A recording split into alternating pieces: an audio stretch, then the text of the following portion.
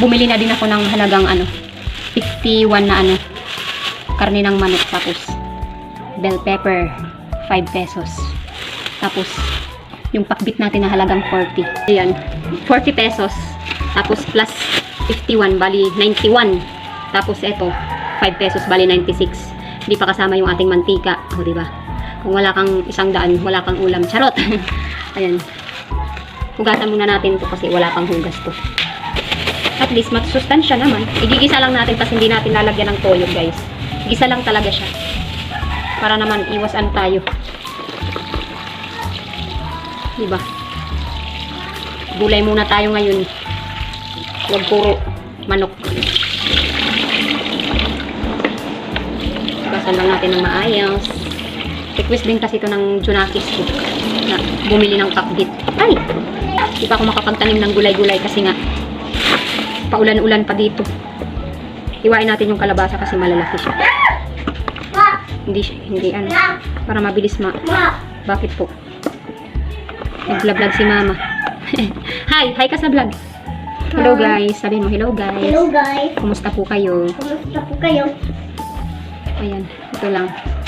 Tapos, hiwain natin to. Bell pepper. Bakit po? May dito yung balat. Huwag labi. Tayo. Gano'n kalaki? Dako? Dako ang buho. Nakita naman. Aswang, aadat guho, nakaukoy. Bata nga talaga. Iwain lang natin to ng pahaba. Ulam na namin to hanggang gabi guys. Ilan lang naman kaming kakain. Minsan sobra pa. Yan, okay na yan. Tapos hugasan din natin yung ating manok. Halagang 51. Para may lahok-lahok naman yung ating gulay. Lagi na lang tayong walang lahok. Igigisa lang natin to. Tapos na natin hugasan, magsisimula na tayo magpainit ng kawali. Ito yung sinaing ko guys. Bali luto na siya. Tanggalin na natin sa lutuan.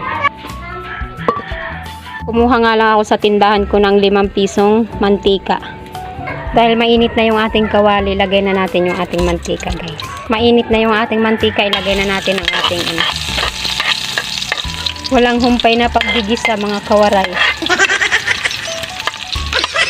Hindi tayo makapaggata at wala nga yung niyog. Mahirap ngayon ang niyog. Dahil malapit na siyang mag golden brown, lagay na natin itong bell pepper. Dahil medyo golden brown na yung ating bawang, lagay na natin yung ating manok.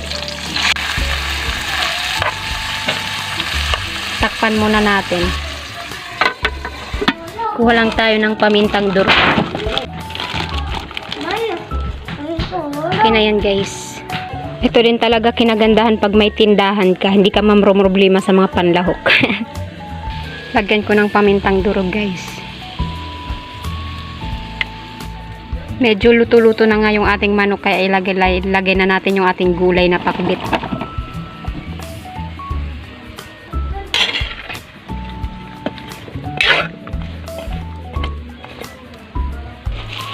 Timplalahan na natin ng asin mga kawaray.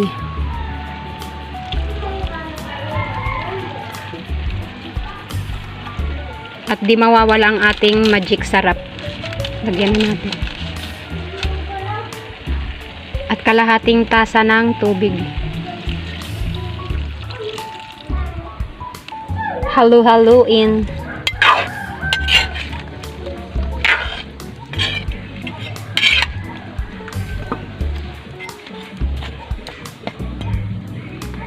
Takpan na muna natin mga kawaray.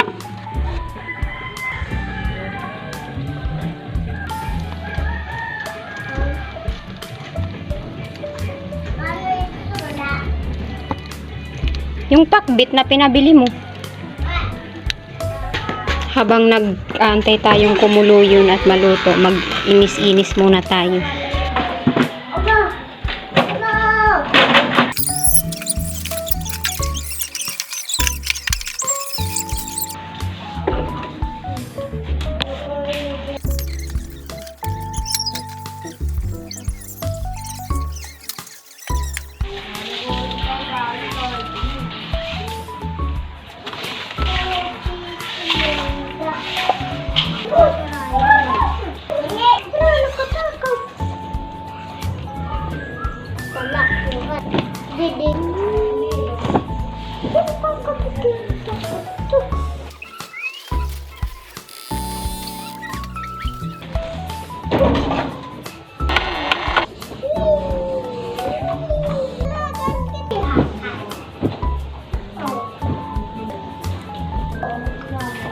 Dara ko pa.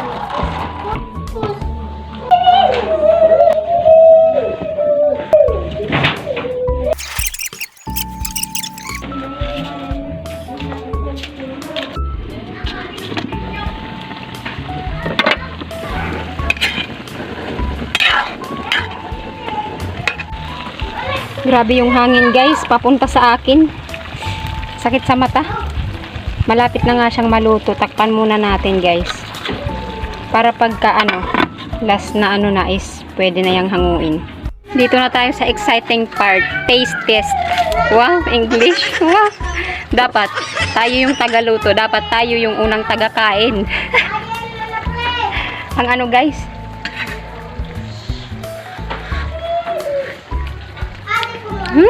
Masarap. Masarap kasi naka-video. Pero ang alat pala. Nasubrahan sa asin. Mababa kasi yung pagdating sa alat. Mababa yung ko. Pwede na nga siya guys, malambot na.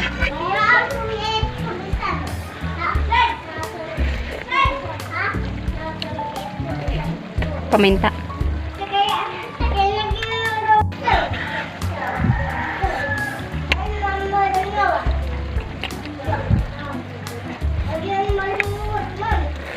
Sakto lang pala. Hindi siya maalat, sakto lang.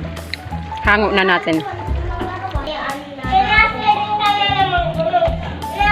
Lagay natin dito kawaray kasi baka kainin na naman at maunahan na naman tayo ng mga iring dito. Ng mga pusa ba?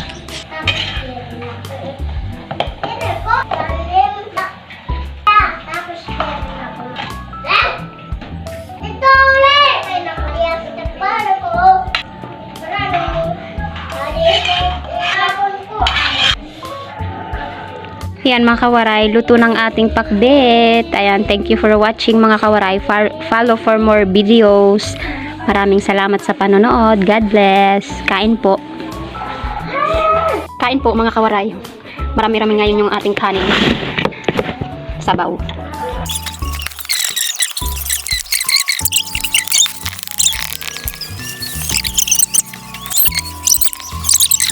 Pilipin din nga dakulay.